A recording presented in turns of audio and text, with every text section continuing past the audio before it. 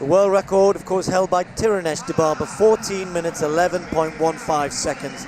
Full lineup there. Her big challenge will come from Hellen Obiri, no doubt. One or two other good athletes. Well, there's plenty of good athletes in here. We're probably going to end up with 2 races, though, because the pace they've asked for is very, very quick. And the likes of Gidai, World Junior Cross Country Champion, Tirop in there as well. Steph Twell, Ailish McColgan going for Great Britain. The last time they raced against each other would have been the European Indoor Championships when McColgan won a bronze medal. Yasemin Can of Turkey. And Dilo Neda.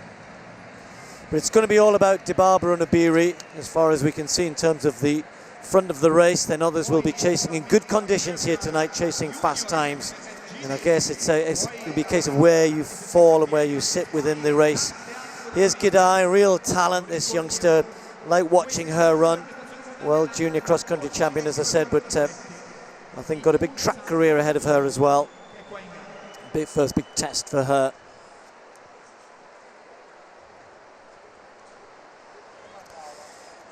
Well, some consternation around the meeting hotel as to what was being asked for pacemaking-wise. They're going to set off at 67s. Well, that would be under 14 minutes. The idea is to go out hard and then try and hang on, if you like. I'm not sure that's the best way to attack this fast time, and I'm not sure it's the best way for Dibaba. The problem they've got is to go out as hard as she wants to go out. Then you've got to find some good pacemakers, and I'm not convinced they've got 2 good pacemakers here tonight, Tim. I don't think they've good enough quality.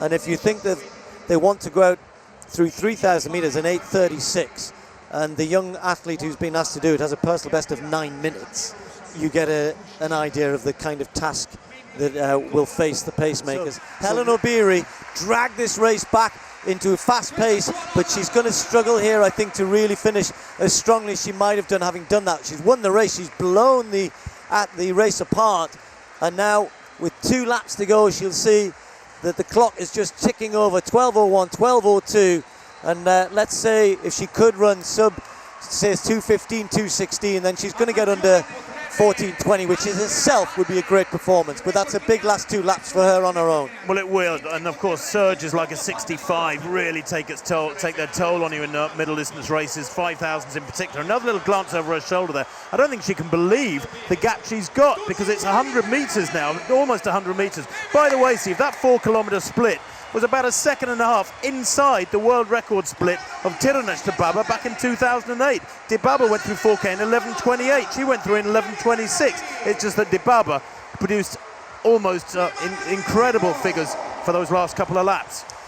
Well, Hellen Obiri, great athlete that she is really stepping up here tonight. The Olympic silver medalist over this distance of 5,000 metres has been in great form over the last 2 years in particular. Her personal best is 14:22.47. She's got a chance. She's coming down with a good, almost 100-metre lead, certainly good 85-metre lead, as Tim was saying. She's going to take the bell in around 13:13.